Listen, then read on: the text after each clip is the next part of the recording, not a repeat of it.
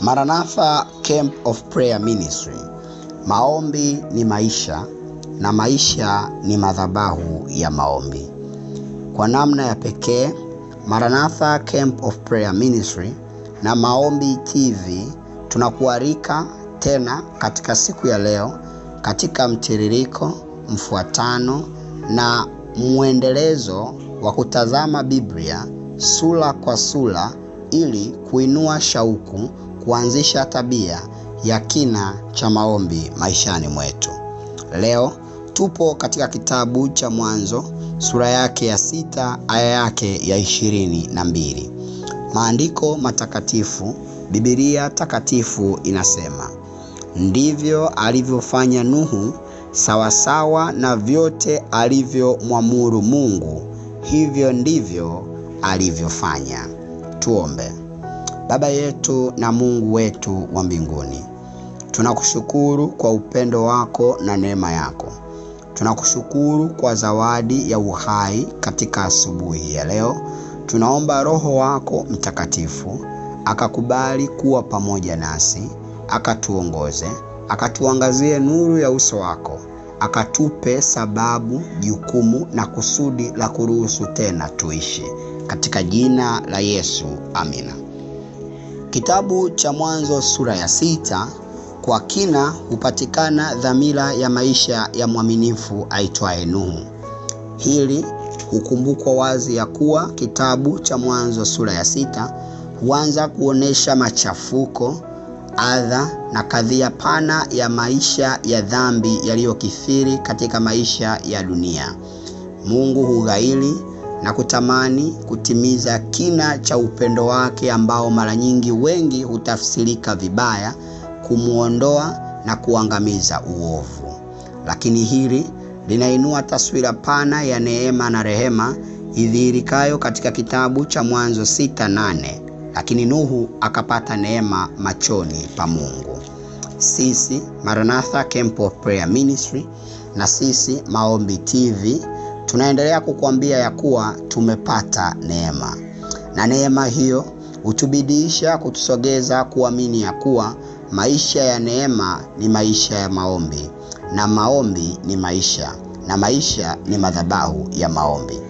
Kuamini huku hutupelekea katika kifundo cha mwisho cha tamati ya fungu la mwisho la kitabu cha Mwanzo sura ya 6 fungu la 22 linalosema, ndivyo alivyofanya Nuhu sawasawa na vyote alivyomwamuru Mungu, ndivyo alivyofanya.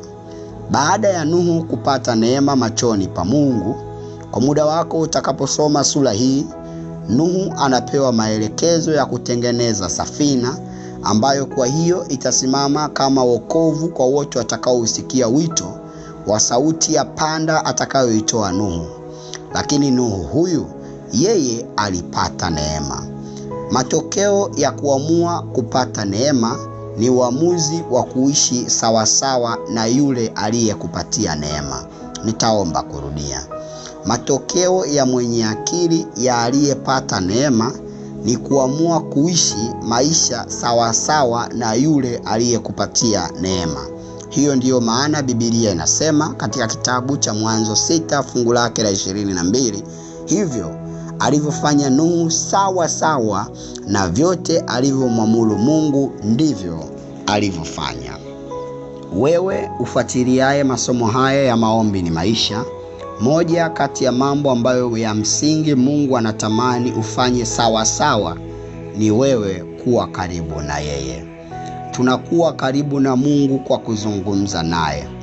Ziko njia kuu 3 za kuzungumza na Mungu: kusoma neno lake, husikia sauti yake; kuomba, kubadilishana mawazo na kuisikia sauti yake kwa kina; na 3, njia maelfu hazichaguazo yeye, kama vile watu, ndoto, nyimbo na talanta nyingi na karama za huduma zipatikanazo kanisani. Lakini maombi ni maisha. Na kwa kuwa maombi ni maisha, amua kuishi maisha sawa sawa pamoja naye. Asubuhi ya leo, amua kumwambia Mungu, kwa kuwa umenipa neema yako ya uhai, kama Nuhu alivyopata neema, je, ungalipewa nafasi ya kusimama katika mimbari kubwa na kutoa sababu hakika kwa nini unaishi leo, je, ungekuwa na sababu ya maana sababu kwa nini unaishi leo? Hakika ni neema. Kama ungalipewa nafasi katika mimbari kubwa iliyojaa kongamano la watu wengi kueleza wewe ni bora kuliko wale walioendelea kufa na kulala usingizi wa mauti katika hospitali zetu, ajali tofauti zitokeazo katika manoari, anga na nchi kavu, je, ungekuwa na sababu ya kina ya kueleza kwa nini unaishi? Hapana. Ungekiri hakika ni neema. Na kwa kuwa utakiri hivyo, amua basi kuishi maisha ya maombi. Asubuhi ya leo mwambie Mungu, karibu na wewe. Karibu na wewe. Karibu sana univute. Karibu sana niwe. Karibu sana daima niwe. Mwambie tena Yesu, usinipite Mwokozi. Nina haja nawe, usiniache. Mwambie, ninatamani kukaa na wewe kwa kuwa ninakiri sina nguvu tena. Na kwa kuwa yeye anasema huna nguvu, kesha ukaombe, kesha ukaseme, naye atakupa nguvu. Mwambie Kristo katika asubuhi ya leo, nitwae hivi nilivyo. Umemwaga damu yako, na kwa wewe ulivyoniita naja.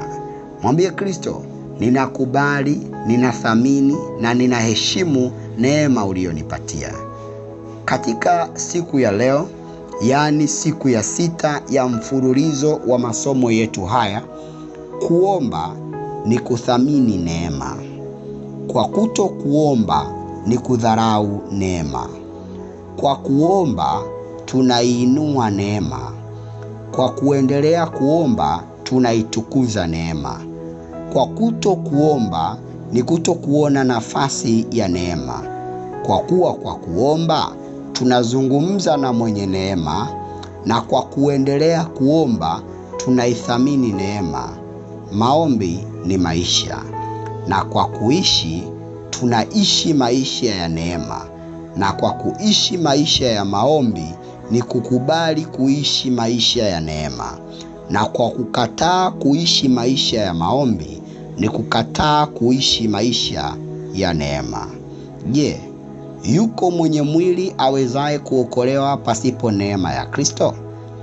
Paulo ukubali kufafanua kuto kuwezekana kwa jambo hili kwa vitabu na nyaraka kadha wa kadha.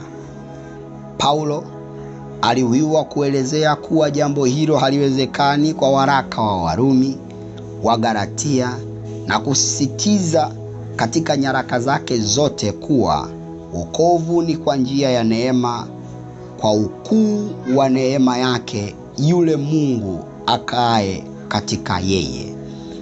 Hivyo maisha ya maombi ni maisha ya neema. Kwa kukubali maombi ni kukubali neema. Wengi tumekuwa si wanufaika wa neema hii kwa kuwa hatuisogelei kwa maombi. Mwambie Yesu asubuhi ya leo, nithamee katika sehemu ambazo nilishindwa kuthamini saa ya neema.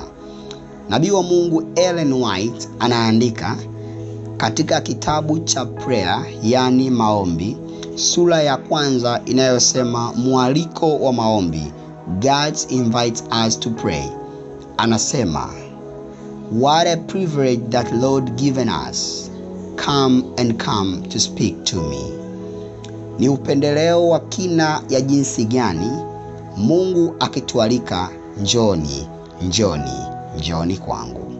Mungu akubariki unapothamini maombi kama maisha ya neema, kwa kuwa maombi ni maisha na maisha ni madhabahu ya maombi. Asante Yesu na rafiki yetu. Kawe nasi katika siku ya leo. Tufundishe kudumu katika neema yako, katika jina la Yesu. Amina.